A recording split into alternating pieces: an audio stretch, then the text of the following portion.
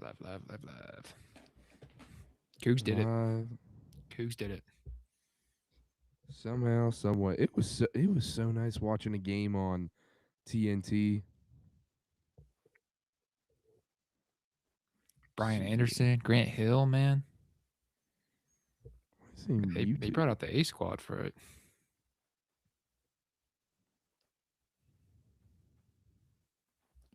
Doesn't say we're live, Carter. Not on Twitter? No, it's not saying it.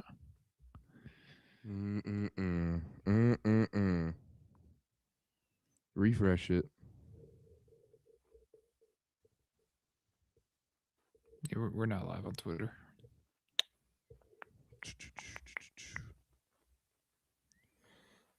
Okay, we are live on YouTube. And double checking here. It's not live on Twitter. I don't know what's going on. We might be just going live on YouTube tonight. That, respectfully, is fine with me. We'll leave it like that. That's going to be okay. Hop in the chat. Let's go.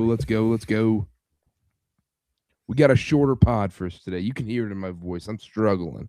Carter's he's been taking up smoking recently, so we're gonna have to true flu game. Man, my Twitter is, what are we doing here? What are we doing?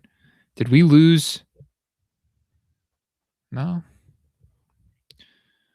All right.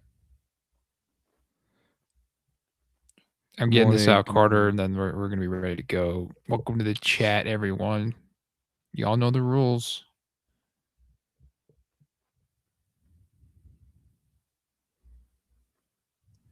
Let's go. Come on, hop in. Let's get the chat flowing. We got some things to talk about. Believe it or not, we have some things to talk about. All right.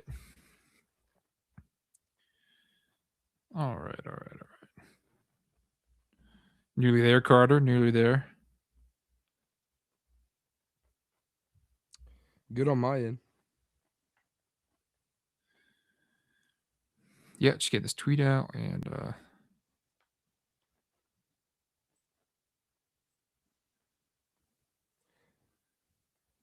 come on, keep the chats flowing. Let's go. It's like a middle school DJ.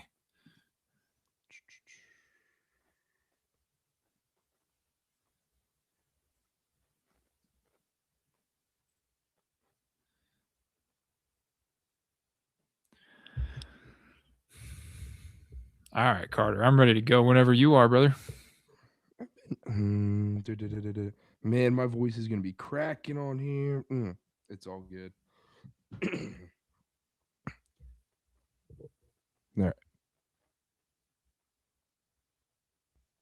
All right, let's do this. Get this thing out of here.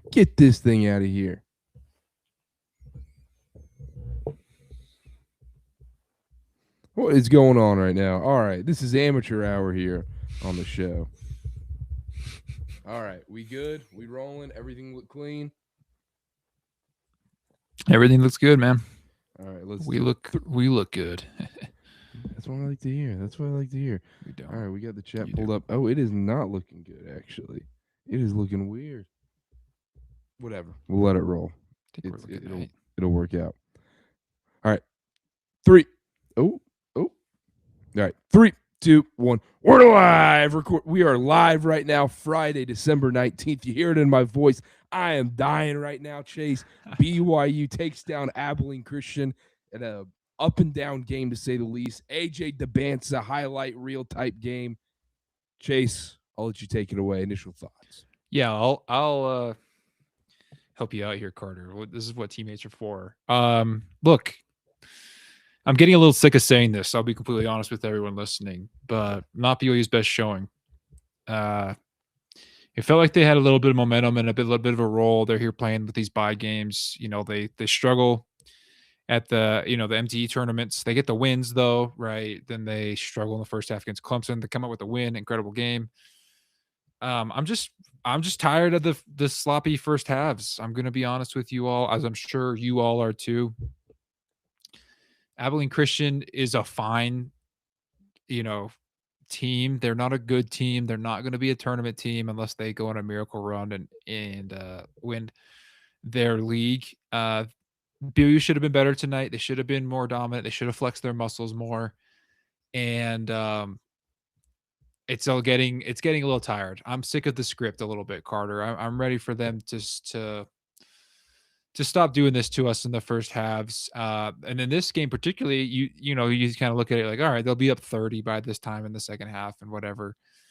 And then Abilene gets within 4 in the second half, and it's starting to be like, man, what are we doing? I don't think I ever thought that BYU was going to lose. That thought didn't really cross my mind. But I was just like, I'm just ready to see them play up to their full potential for a full game and not have to screw around with a team that's clearly when you were a 34-point favorite. And I'd like it to at least get close to that number. Let the bench warmers in a little bit more. But this is what they seem intent on doing, Carter. They're going to keep making us sweat these first halves out. They're gonna keep making us question the game plans and the turnovers and whatever. And then they're going to figure out in the second half and they're going to win games by more or less. But heck, they keep doing it. I mean, it's been the theme now. I mean, 75% of their games, they've done this to us. Yeah, I thought the last 2 games it was a little bit different. Whereas, like, okay, the first halves were there. I thought the trend may have been different. Tonight, it was back fully. How much of that was Keba Keita, though, Chase? I mean, I texted you. I think my number one note from this game is, like, I don't think I ever realized we're a big Keba Keita show. We talk about him all the time. We love him. We have since the moment he set foot in the building. This rose my Keba Keita appreciation to an entirely new level. I don't think I really understood just how important he really is until tonight. The defensive stuff that Abilene Christian was able to do to BYU, what BYU's defense had a hard time stopping. I think all of it gets stopped if you have the anchor of Keba Keita's defense.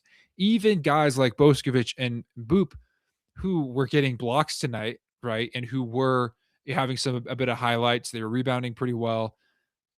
But imagine if that was Keba Keita. I think he could have had, if he played tonight, he probably could have had like a double-double with blocks. I mean, this layups and floaters being thrown up over guys when BYU is clearly undersized and they were missing their big man, Carter.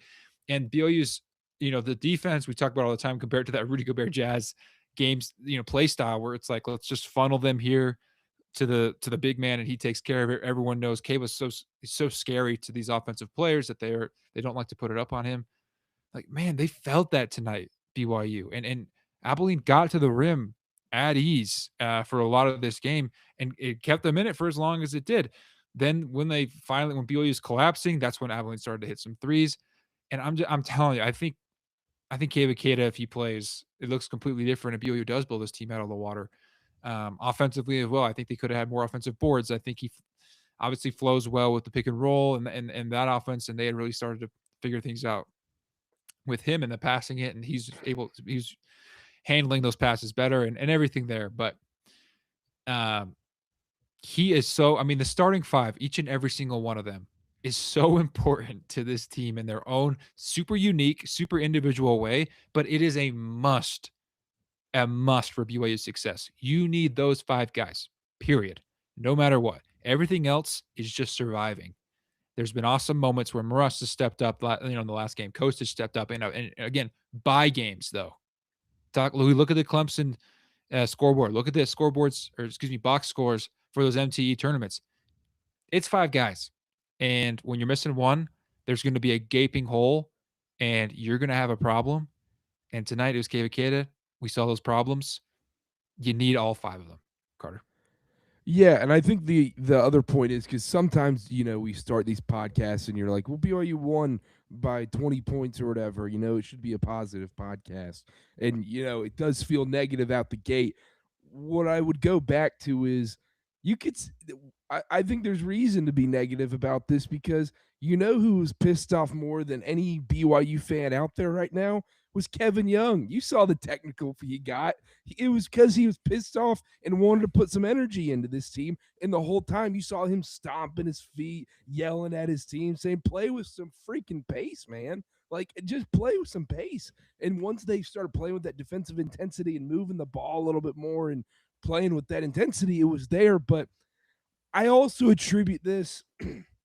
It's tough because we've seen this throughout the season so far, but I also attribute this to this is December college basketball. Like, this is what it normally is. Slow starts, bye games, and stuff like this. The only reason it seems more concerning with this BYU team is we've seen it in games like against UConn or Dayton or Miami.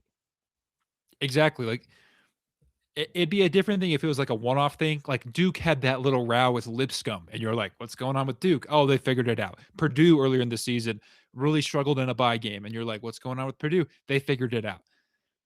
BYU's done that in, like I said, 75-80% of the games, and they've done it on the biggest stages in MSG, in the TD Garden against incredible teams, right? And they've shown that they can hang with them, but it ultimately led to that one loss, which is UConn, and it took an almost perfect second half to beat Clemson. You know, again, you had to come back against Dayton and Miami, all these teams. And it's less of me being frustrated right now. And again, if it was a one-off thing, it'd be different. And I don't want to be too hard on them, but this will not fly. This will not fly in Big 12 play. I mean, when you go up against Arizona and Iowa State and Houston and Texas Tech and even Kansas and even Baylor scrappy, and guess what? Anyone, Oklahoma State, UCF, I don't care.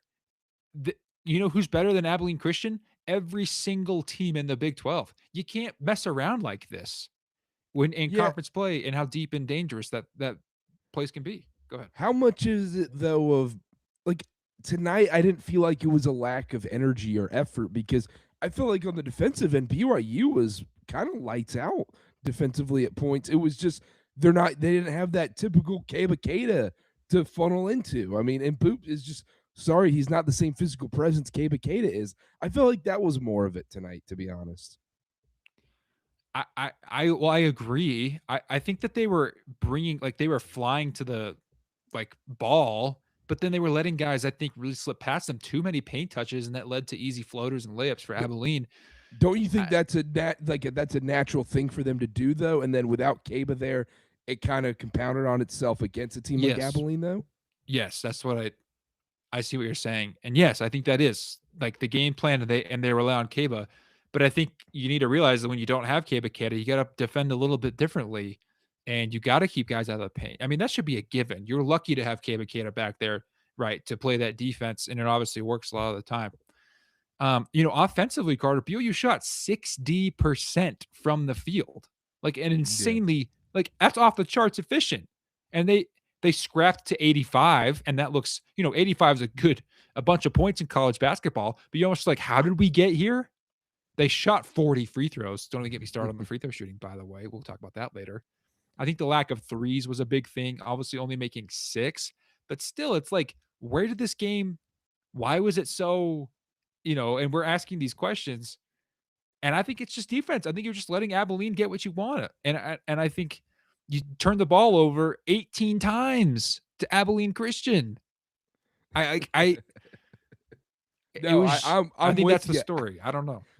I'm 100% with you here. You can't turn the ball over 18 times in a bye game like this. And if you do this in the Big 12, if you have the same similar trend in the Big 12, look, AJ's not getting 20 free throws in a Big 12 game. That's not how this is going to happen. And that's kind of what bailed BYU out in this game. You can't have 18 turnovers. You can't have the slow starts in the Big 12. I'm just cracking up over here because I think if people didn't watch the game, they're probably thinking did we lose? What's going on here? Is Chase did they just get upset by Abilene Christian? Look, they won. It's a bye game. It's Christmas. It's the week of Christmas, almost. And I think they probably didn't care too much. So I'm trying, but I also think it's about time we were a little bit hard on them. We can glaze a little bit on this podcast. So I'm speaking my mind here, and I'm sick of it. I'm really, really sick of being frustrated for an hour and a half of real time, and then finally being like, oh, nice. It's we've all seen the graphic on Twitter, right? It's like, oh, nice, my team is playing. I'm going to kill myself, and then, oh, nice, we won. That's this BYU team in a nutshell. Like, they are constantly pooping. Not okay. I'm being a little bit rough now, but they're underperforming in the first half, and it happened again today against an inferior opponent. So I'm being a little bit rough. I think they deserve a little bit of me being. Chase, did you have minus 34.5 tonight? I did not, but if you had minus 34.5 after the Keba Keita news, that's your fault, brother. That's your fault gambling on this game. AJ tonight. Let's go to the positives now. I don't have enough voice in me. I don't have enough voice in me to be too negative tonight. I gotta keep the positive up. Everything around me is negative right now. AJ, 35 points, 17 of 20 from the free throw line. I mean, Justin Young talked about it in his interview in the offseason. He's putting it. That's his inner SGA coming out right now. 9 of 12 from the field, 0 of 2 from 3. Just really set the tone on both ends of the floor tonight. Was just unbelievable. And the human highlight reel he is, the crazy dunks. I mean, that putback dunk. You're wondering why I have a sore throat right now. It's because I was screaming after that dunk right there. I mean, Chase, I'm sorry. I'm done. I'm not doing the song and dance anymore. AJ DYBANTSA is the number 1 pick in the 2026 NBA draft. Darren Peterson, he's awesome. Jump shot, unbelievable. He can light it up at any point, can make any type of shot on the floor. But AJ can literally do everything, and he's 6'9", 6'10", 7'1" wingspan. He can literally do everything. You know what AJ DYBANTSA doesn't struggle with either? Staying healthy and staying on the floor. He doesn't take plays off on either end of the floor. He's such a good defender, on-ball defender, off-ball, playing help defense. He's all over the place, swarming, setting the tone on both ends. He's also feels like the leader of this team right now for BYU. I don't get it at this point. I feel like people just aren't watching these games at this point. How is he not the consensus number 1 pick in the draft? I wholeheartedly agree with you, Karter. And I want to emphasize this because people came at me. I had a tweet very early in this season, and a lot of Kansas fans in my mentions. And I don't have anything against Darren Peterson. I think he's awesome. He's incredible. I think Cam Boozer, incredible. I'd love for either of those guys to play for my basketball team. But like, you're right. Are we being serious here? Are we watching the same game and the same guys? Like AJ, should go 1 in this draft. He goes 1 in like every draft this decade that doesn't involve Victor Wembanyama or Cooper Flagg. Maybe. Okay, now we're okay. Now we're okay. But like I'm with you, Karter. The body control, the finishing at the rim, the ability to draw fouls is so pro friendly, obviously. And then all the other stuff that we see on a daily basis, we watch a lot of this team. We're around this team. We hear things from people around the team. He's leading this team. He has an incredible attitude. He played 36 minutes tonight. He didn't look tired at all. Like you said, doesn't take plays off, does the dirty work, gets on the floor, rebounds the ball, has a great attitude, works hard in practice. Like what else do you need? And on top of that, when everything broke down tonight and things weren't flowing well, and Abilene Christian, and credit to them because they were throwing BYU off their rhythm. When things broke down, give the ball to AJ and he'll make it happen right there. Now, I will say they did benefit from a very tight whistle tonight. And if I'm that Abilene Christian coach, man, I'm staying off Twitter because I'm getting a fine after this game, if I'm being honest. But I mean, I would be losing my mind if I'm him. But you get to the line 20 times. That just shows what he's capable of and what the pressure he puts on defenses. I mean, dude, he was shaking dudes out of their shoes tonight, going up, putting up highlight dunks that are going to be played on BYU things forever. I just don't get it anymore. Like I'm really all the way there. I know people are going to say you're biased. You do all the BYU stuff. Like I've watched every Darren Peterson game. I've watched every Darren Peterson minute he's played this year. Hasn't been a ton of them. He's been awesome.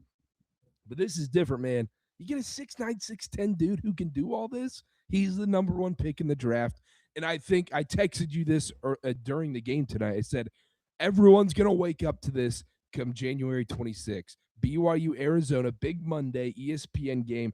Everybody in the country is going to be watching this game, and they're going to realize when AJ has a huge game against Coopy and the number 1, number 2 Arizona Wildcats. That's when it's going to be, AJ's the consensus number 1 pick in the draft. Yeah, I think you're right. I think I mentioned last podcast, it could just be a media thing. People need stuff to talk about, create drama, controversy. But I've seen, guys that I respect, serious draft analysts, continue to have this take. I think it changes. I say this every time, but I have to pinch myself watching this dude in a BYU uniform, man. How blessed we are to watch not just like one of the best college basketball players I've ever laid my eyes on, but like legitimately just like a fun guy to watch ball. I mean, I think it's got everything in it. Like he's got all the moves, he's got all the things, and he shoots a lot of free throws, but he's not actively hunting fouls. I mean, I don't see the flopping kind of like, a pump fake jump into a guy thing. Like the dive was hilarious. Yeah. Grant Hill's on the broadcast. He's like, he took a dive. For the most part, though, just an incredible dude to watch play basketball. He's like fun. He's got everything in the bag. 9 of 12. I mean, just outrageously efficient. We've seen it also clutch as heck in the biggest moments, hitting the biggest shots on the biggest stages. I mean, I could talk about this all day. If someone were to seriously, it's not going to happen. He's going to go number 1. But if someone were seriously to draft anyone, I don't care who it is, over him, it's a fireable offense. It's a lose your job type of move for a GM. And it's not going to happen. But, man, what a fun ball player to watch. The dunk was unreal. I fell out of my chair. Oh, my gosh. I screamed. I was like, oh. I was watching with my parents. My parents are in their 60s. They're sitting there like screaming. I was like, it was unbelievable. Let me get to a couple of notes. We got to get to some chats. Quickly. Especially in the first half, the non-Rob Wright minutes, man, that offense a little suspect at times, but AJ was able to save it from here and there. Tyler Maruss, when this guy hits a 3-pointer, it is the wettest shot you'll ever see in your life. I mean, it just splashes. You see water come off the nets when he hits one. Richie, solid game from Richie. Demon Boop, I love his energy. He's so close. It's so painful because it's like, gosh, man, you're right there from being an unbelievable player in college basketball. You got the energy, you got the tenacity, you're getting all these rebounds and everything. His hands just got to get a little bit better. That's honestly it at that point. If he can start catching these passes and just getting it, just being better with his hands, and then he'll be a double machine. The incredible news is that he's a freshman. So, like, we're forgetting that, a redshirt freshman, but a freshman. This team's chock full of them, obviously. But I really, really loved what I saw from him today, stepping into that starting role. I thought, again, he's no Keba Keita, but defensively, he has a great impact, effortlessly blocking shots. Rebounding is off the charts. Still a lot to work on offensively, but I really like his gather by the rim. I love his finishing. His ability, he just goes up. He's also like patient with it.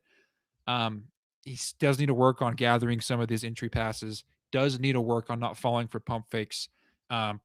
Again, a lot to work on. But I love every Kadeem Boop minute, and I never feel bad when Keba goes out because I'm like, if it's Boop, I think he can hold it down for the Cougs. Listen, did he miss that free throw he missed the rim by about 4 feet today? Sure. Did it matter? No. I mean, that sucker didn't even touch net. I didn't see anything. I'm with you. I thought in the first half, I don't know what was going. I mean, he didn't play a lot of second half minutes. It took him until like the 10-minute mark to get back in. But I was texting you. I was like, I think this is kind of in Boop coming out party. Didn't end up exactly the way we may have wanted or he may have wanted. He still had a solid game. He still had a solid game though. Very solid game. I'm trying to see who else. I like what I saw from Boskovic today. Obviously, finally hitting a 3. You could see in the replay, he was kind of like, thank goodness, like, man, like he's someone who's really working on that, obviously, finding a way back into the rotation with Keba out. He's able to get those opportunities. I thought he made the most of them. He also played solid defense, getting a few blocks there. Again, not the presence Keba Keita can be. But I thought what he did was solid. I mean, he used 4 fouls, so he was, he was up and out there, but 3 blocks. He needs to rebound better for sure. But good to see him finally get he was relieved, and I'm happy for him. We got to talk about how everyone's sick on this team, by the way, Carter. What are we? Yeah, I think some of these guys. I think some of these guys got me sick. I mean, yeah, what's going on? Probably back in New York, you came in too close to contact with these cats. Yeah, man. Look, maybe it was some in New York. My gosh, dude, this is awful. I'm glad it's happening now. That's for dang sure. This is we the all perfect sound like of Louis games. Carnesecca right now. My gosh, this is the perfect stretch of games to have a sickness get through the locker room. I need this thing to be eradicated by January, and it will be good to go. Yeah, absolutely. Last point, bench points, 10. Not ideal. Not ideal, especially, again, in these types of games, these situations. And KY continues to refuse to take out the starters. Listen, man, that's his strategy. That's him. That's a KY-ism. We're going to live with it for the rest of the time he's here, hopefully, till retirement. But it's just last point go ahead. Last point I want to make before we dive into chats and everything. Once again, I love seeing Kevin Young pissed off in this game. I love when he shows some real emotion and getting that technical foul. I mean, that's just a classic college basketball coach move to get the guys motivated and get some energy out on the floor. I know I mentioned it earlier, but I wanted to mention it again. I like seeing him pissed off. I do too. His first tech as a college basketball coach. So congratulations, Pop the Cherry.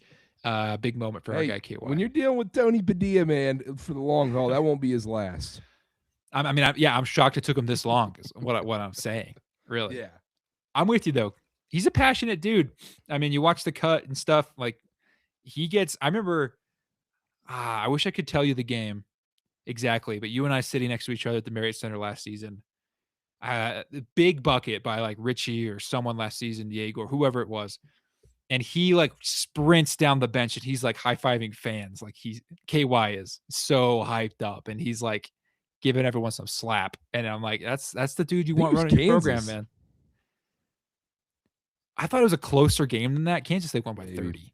I think it was a closer home game where they maybe that Baylor game comes to mind. A big bucket in that Baylor game. Baylor. And he's high-fiving the boosters on the front row. Yeah. He's just so stoked. And yeah, you love to see it. You love to see it. All right, Chase, I'll let you start off the chats. Let's go with chats, and we got a lot of catching up to, so don't mind me if I fly through these folks. We want to get to the more recent ones because we've been going now for almost a half hour, so some of these are old. Jams. Anything exciting happened in that game? Yeah. That'll be played for a long time. B Booth, Brett Applegate, what an astounding poll. Our guy Will says, loved AJ's performance and defense, but that game was suspect. Yeah, I'm with you. You heard the rant. Carter saving his voice. Go ahead and refer to the thumbs up. Fadeaway Clay says, game was concerning. Brock Zylstra, incredible poll. Will says, our front line is Keba Keita, excuse me. Gonna need Abdullah for sure, I think. Interesting comment here. Carter, what do you think? I don't know. Last I've heard is decision is still TBD. He was if they wanted to bring him into the fold tonight, he was eligible to play and all that stuff. Clearly, there's still a decision to be made at this point. So I feel like we'll know that answer by Kansas State. Yes, I think by conference 3rd. Play. But maybe that's the thing. Maybe I don't know. If you're going to bring him in, now seems like the time to ease him in with some of these easier games for sure, and then ramp him up for conference play. But it's only one more. I know. That's why I thought tonight would have been the night. We don't have a ton of info on that other than I think I agree. I think Abdullah would be a huge addition to this team at this point in time with the center and obviously holding down on defense. We saw what they do without Keba Keita, right? So I think it's a great comment from our guy here. Angela Rasmussen, Keba proving why he's so dang valuable. BYU without this is from BYU without Keba plays like the Jackson 5 without Michael. I love that. Eli says Blaze kneeled. Jam's Matt Carlino got a shout out, but from Brian Anderson and Grant Hill today for the last freshman from BYU to score 30 points in a ball game. Crazy. I know. I was kind of surprised. I didn't know who that would have been. And so shout out Carlino. Shout out Tyson Jex for also getting a shout out delivering Cougar Tales on the broadcast. Shout out Tyson, our guy Tyson Jex. I'll leave it to BYU to make ACU look like the Boston Celtics for 30 minutes. Yeah, which version of the Celtics? You're talking to a Celtics fan, buddy. You're right, though. Eli says, AJ for National Player of the Year campaign officially off and running. Carter, this is an interesting comment. I think that award's kind of just been like penciled in to Cam Boozer. But is there a chance AJ makes a run at this thing? I think so, because the Big 12 is so freaking hard. And if BYU goes on a run and ends up winning the Big 12 regular season, it's going to be tough to not give it to AJ DYBANTSA at that point, especially if he's playing like he is in the last 5 games where he's putting up 26 to 27 points a game and, 7 boards, 5 assists a game. Like, okay, if he's putting up this in the Big 12, absolutely he deserves it. So we'll see. I wouldn't be surprised if we ended up in a 2-horse race between AJ and Cam to close the season for National Player of the Year. I totally agree. I would say he has a lot of catching up to do because Cam in the non-con's been putting up just bonkers numbers and carrying that Duke team. It's also bananas watching Cam Boozer too, because you watch like that Lipscomb game and you're like, man, like there's a lot of stuff I haven't liked. And then you go to the box score and you're like, he's got 27 and 13. Yeah. He's almost like the BYU of this Duke team where he's a second half kind of guy that like really turns it on. Like think about that Arkansas game when it's like Cam is like not, and then like all of a sudden it's like, oh yeah, he had 22, 8 and 14, and he's the reason they won that game. So 100%. It's going to take AJ a lot, but it's a conversation. I mean, 35 points tonight was his final, and I mean he's averaging well over 20. Most important player on this team, or is he the best? Who's the most important? We'll leave that up to you.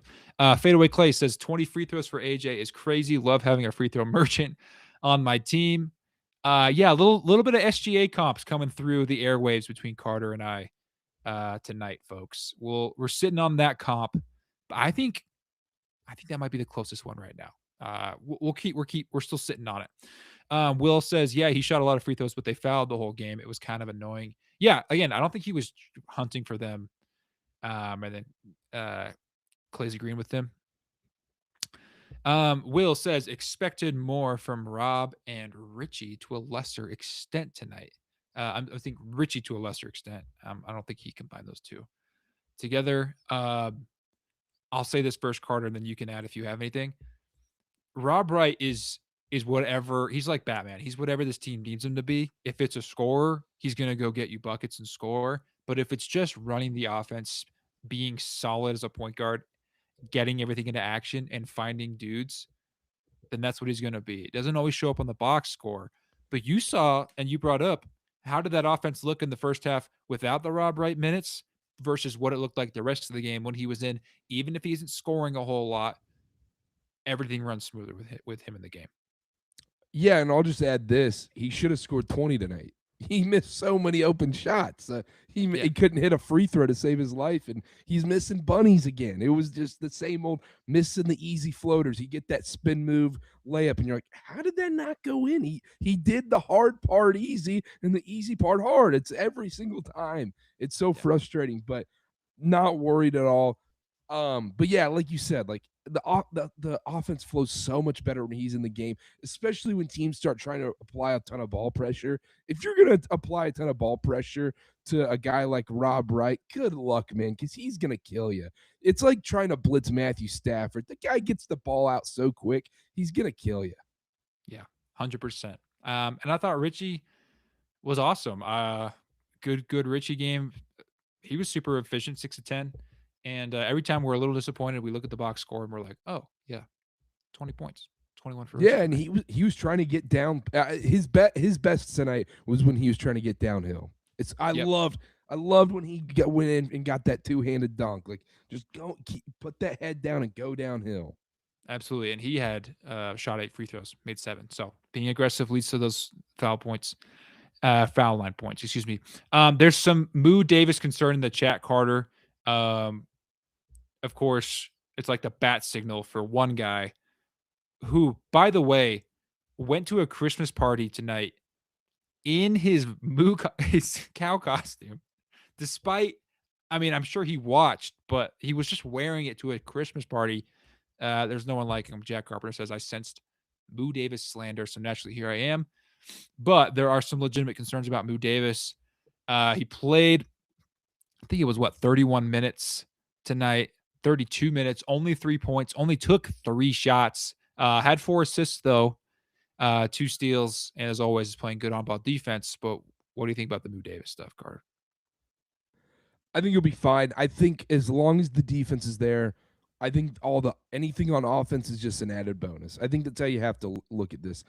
It's kind of like the Thunder, how they look at Lou Dort. It's like, look, we know what he's bringing on the defensive end every single night. If Lou Dort's knocking down a couple threes, great. That's huge for us. If not, all right, we'll get SGA more involved, or Jalen Williams will cover up and stuff like that. I think that's how you kind of look at it. I think that's a good point. I almost like the Logan Magnuson of this team, who like covered a lot of holes that Jimmer left defensively. But BYU isn't they don't leave a lot of holes defensively when they have Keba Keita and they're at full strength. He just is so good at that on-ball stuff and playing their best player.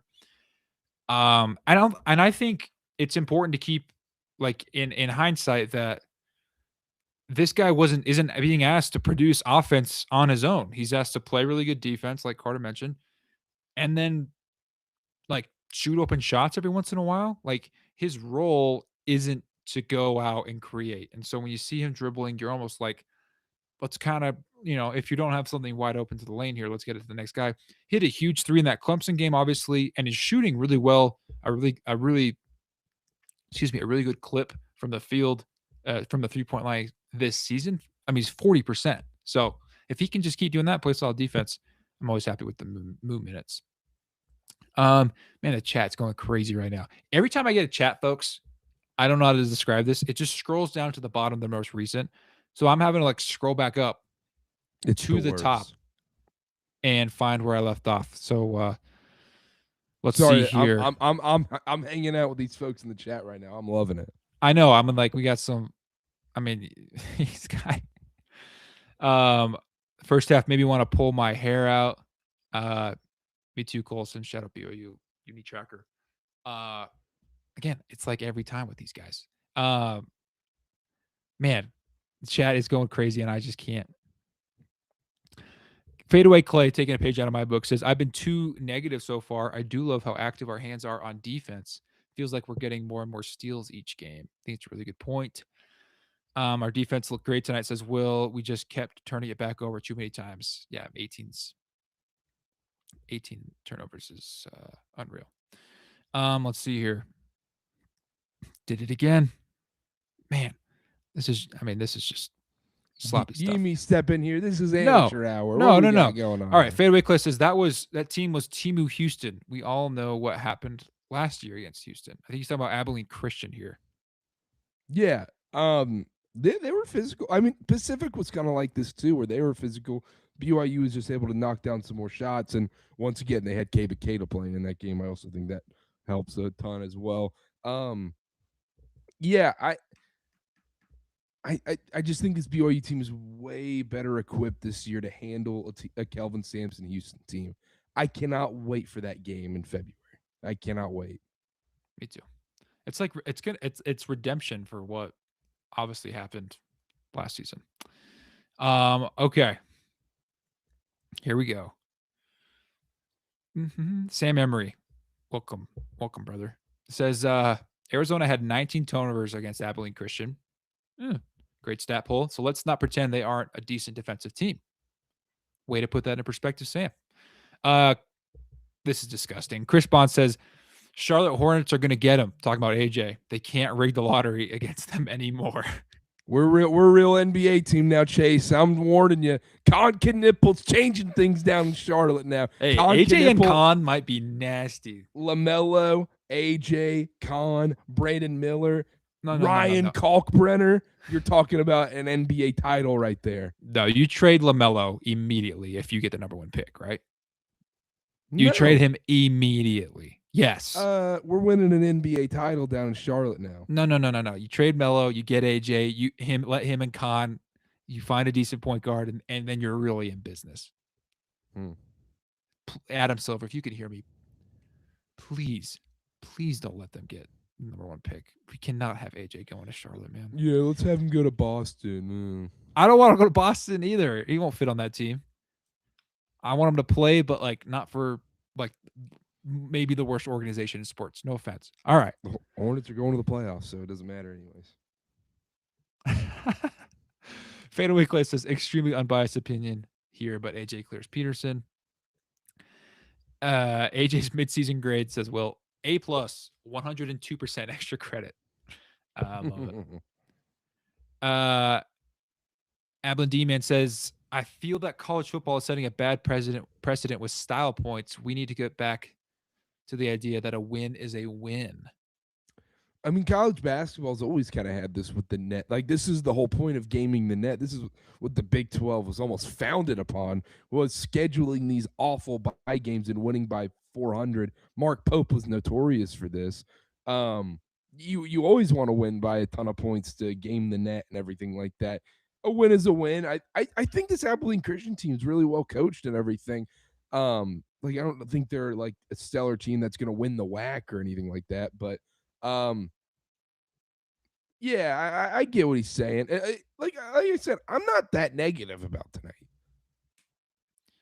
I was a little bit more. It's more of me just being sick of it because it's happened so many times. If this was a one-off thing, I would feel completely different. But this was not. This keeps happening. The first half is a problem. Jack says Chase definitely took BYU money line tonight. That was minus 5,000. So I absolutely did not. That would not be worth anything. May have taken something else. AJ makes everyone better while doing everything well. Can you really say that about anyone else in the class? You can say that the class is insane. You can say that about a few guys. Yeah, but not at AJ's level. Yeah, I think you could say that about Cam Boozer. Even Darren Peterson, I think Peterson's not as great of a passer, I don't think, as Boozer, and kind of surprisingly DYBANTSA, to be honest. I think Caleb Wilson also, he's awesome too. I think they're all awesome. I think AJ and Cam are doing the most for their teams, really carrying them, and while also, again, Cam's just rebounding every basketball, it feels like. AJ's initiating offense and finding open guys. The end of the half pass where he could have easily forced up a shot, throws it to Boskovic, who, heaven knows, they all probably realize how his struggle shooting, ended up with a 3 right before half. That's the kind of thing that you see from AJ in the development. These last few games, his passing has been unreal. But I don't think that's a bad comment, for the record. Let's see here. Chris Bond says, "Oh, you AJ better than Coop IMO." Sorry, that wasn't Chris Bond. That's Will. Carter's not going to like that. Our guy Babcock said AJ over Coop, Carter. It did not go over well with the social people, with the comments there. But I'm gonna need some people to watch some Mavericks tape right now. We got some Jazz fans in this chat. I think the Jazz fans got a good look at Cooper Flagg a couple nights ago, or last night, whenever that was. It's 2 nights ago. Yeah.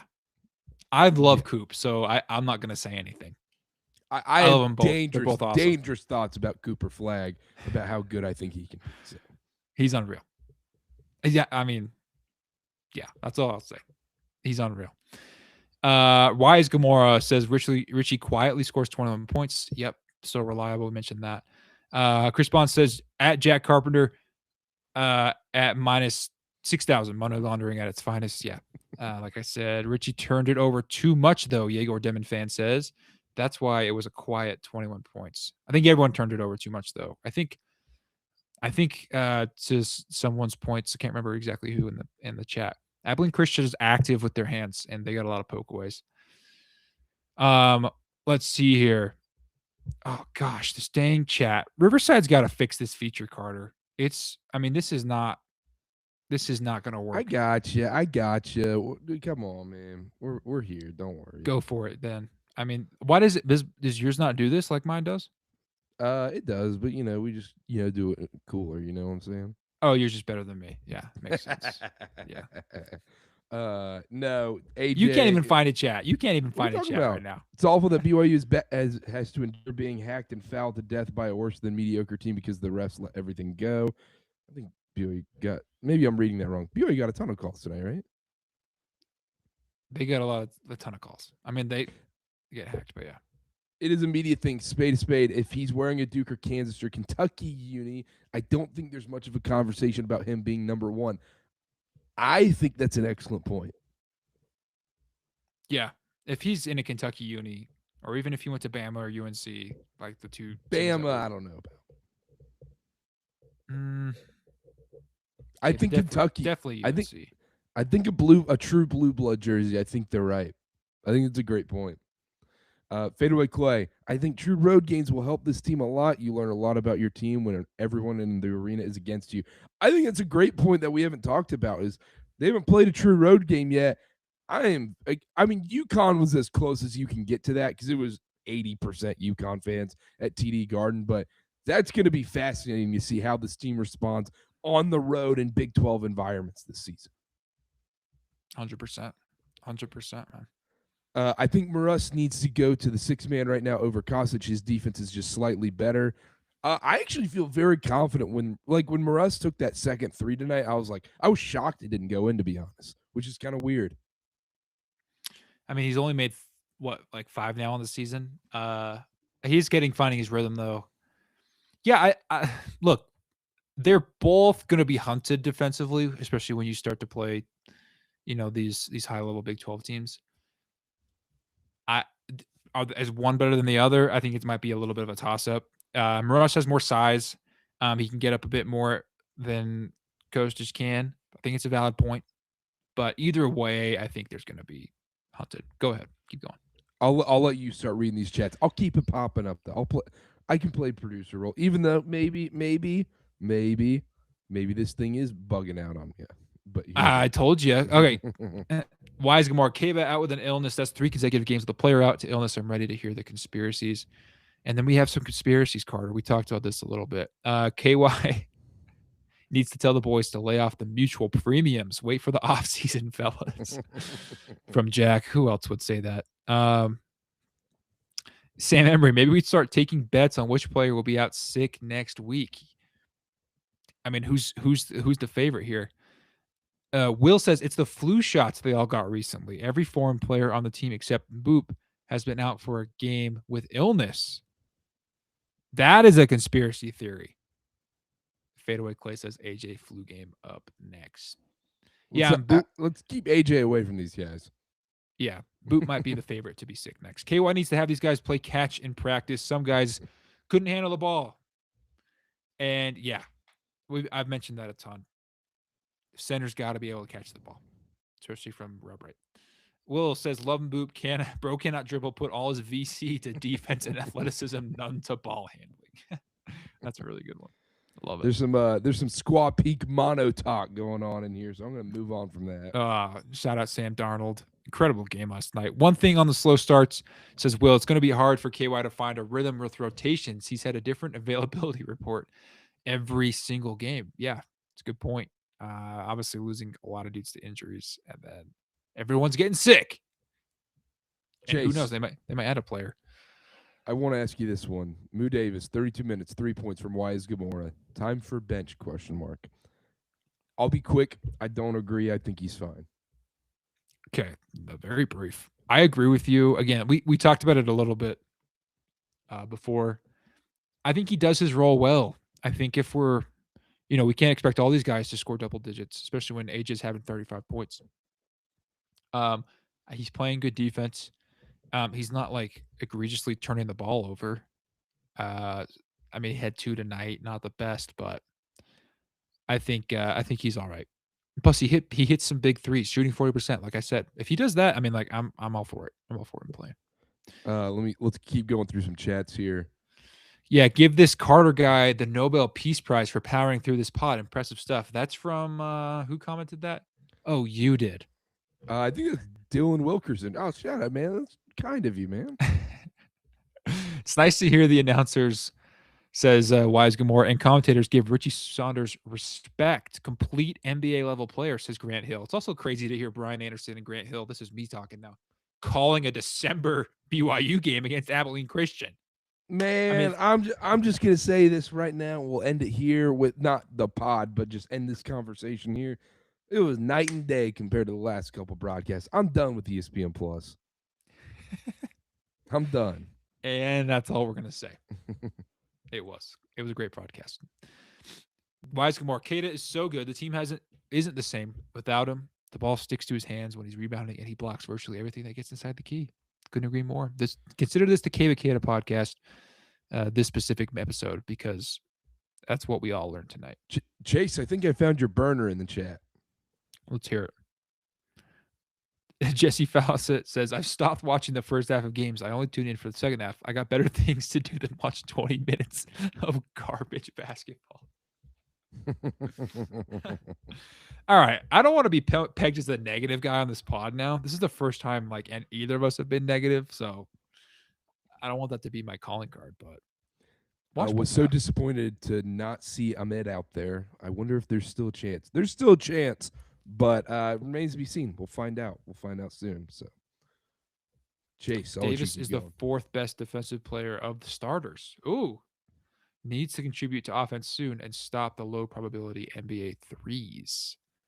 I got some people not happy with Moo Davis. People not happy with Moo Davis in the chat. Keep going. All right. Will says everybody needs to take a Richie Saunders class on efficiency. When you get open shots on a team that uses the big three like this one does, the open shots need to go up. Dribbles need to be at a minimum. Yeah, Richie's one of the best at it. Then he says, felt like that's where a lot of turnovers came from, was doing too much too late. And I agree. A lot of those turnovers were off dribbles. A lot of them were forcing it into the lane. Can Explain says they were physical because they just came off battling a big physical Arizona team, so they were primed for that level. Yeah, it's a good point. Probably why they were prepared. Similar teams, BYU and Arizona. This is what I like to hear in the chat. We're going to get Houston this year, much better equipped. That's what I like to see. I'm going to call my shot right now. BYU takes down Houston in the Marriott Center. Ooh. I think this is a game everybody in the building has circled going into this season and preparing for. And the way this team was recruited was to be designed to be able to battle against a team like Houston. Voice could not agree more. What's that? The voice is going. So I'll get a couple. Here we go. You don't need to talk on this one because he's agreeing with me. He says, yes, trade Melo. Doesn't play winning Bond. That's Khan's team now. Carter Bond. It is Khan's team now, but both can be there. Trade Melo. # trade him. Many of the BYU turnovers were just fouls not called. Abilene Christian committed 30 fouls, and the refs were stingy with the whistle. Agree to disagree on that one. I think BYU is also just careless with the basketball. I need to dive in on this one. Go Chris for Bond it. in the chat said, do BYU fans miss Mark Pope in the slightest? I'll be brief here. No. Ask every BYU fan. No. Hey, Mark Pope. We're good. We're good. Hope you're enjoying your Kentucky home. I was very happy. Weismore says the day Mark Pope left, even before a new coach was named. Dang. Ooh. Dang. Fadeaway Clay says, I do miss Mark Pope press conferences. Way more dramatic and entertaining. He's not wrong. Yeah, but I think there's some fluff to some Mark Pope press conferences. I feel like Kevin Young press conferences are a lot more real. It's just not as the entertaining and salesmanship of it all. Yeah, I mean, Kevin Young never was rapping, Eminem on, during Midnight Madness. So, this is so good, Jack. Come on, Moo. We can't let Kyle Collinsworth win. Here's some more Kyle Collinsworth anti-propaganda for you. BYU goes to the Elite Eight in that junior year when Brandon Davies was suspended. When if Kyle Collinsworth can hit free throws, he was awful that game, and that game went to overtime. So, just saying, they brought that up on the broadcast. Kyle Collinsworth could have done something on that. Also, didn't start on that team. He said he started on every BYU team ever. Go ahead. No, we don't have to deal with. No, we don't need to trash on Corey Alexander on this podcast. That can be done on a different podcast. Corey Alexander. That's ACC folks for you. All right, that's fine with me then. Chase, let's wrap this up. I'm dying out here. He's dying. Let's see if we got any more gems before we log off here real quick.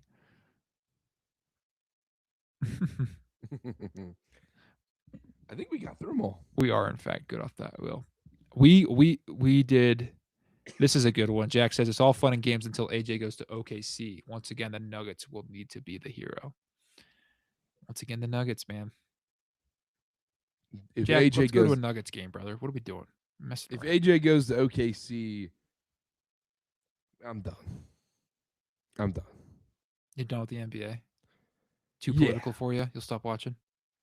Not political, just not. It wouldn't be my cup of tea at that point. Any closing thoughts from tonight's game that you want to mention before we go? Look, folks. I'm sorry I'm being negative. Someone needs to hold this team accountable.